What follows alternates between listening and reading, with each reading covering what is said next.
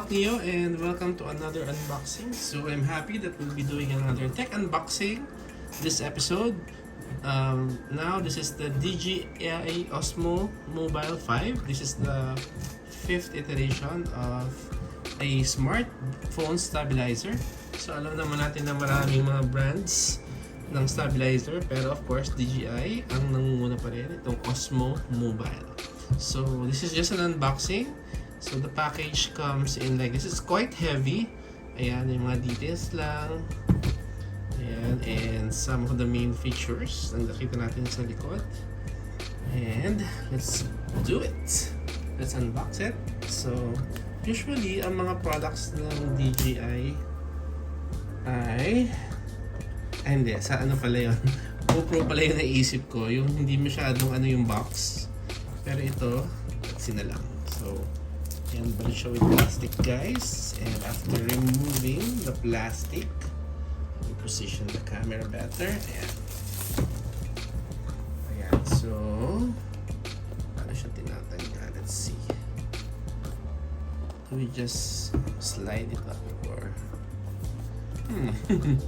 so ayun, meron palang ano, easy pull tab here. So ginaya niya yun sa mga Apple products. So very satisfying.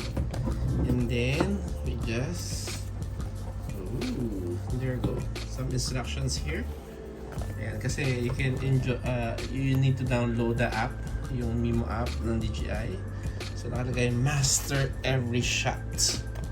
Nice. So that's the product or the gimbal. So inside, anong naman? Wala pala. So ano lang siya, some instruction manuals. Ano siya, guys, nothing else. And then sa loob, this is the gimbal itself. So this is significantly lighter from the previous ones, especially pag nakatupi. So you can actually open it like so. Ano ba to? Yeah, like we do. Actually, ayok muna siyang I might break it. But definitely, like that. Ayan. And then this is the magnetic part of it. So, ayun yung control. May control siya. May button here for power or recording. Sorry, for recording. Ito yung pang flip ng camera. There's a zoom in and out, and the mode and power button, and of course the trigger. Based on mga combinations ng buttons, iba't ibang features yan, which I will not go into today. Tingnan lang natin. This is just an unboxing, guys. So ayan. So iset aside muna natin. Ano yung nasa ilalim? So okay. What's this? This is what is this? Is this a sticker? Yeah. I think pwede mo siyang ilagay dito. This is the clamp wherein you attach to your phone. Ito siya. So pwede mo siyang i-attach sa phone. Para saan kaya to? So more padding ata here, just in case na mas manipis lang yung phone mo. So you can put more padding there. And this one goes to your phone, and ito yung automatically magsa-snap here magnetically. Ayun. Side natin. Side. It comes in with a tripod. So ito very useful siya, of course, which you can attach here at the bottom of the gimbal.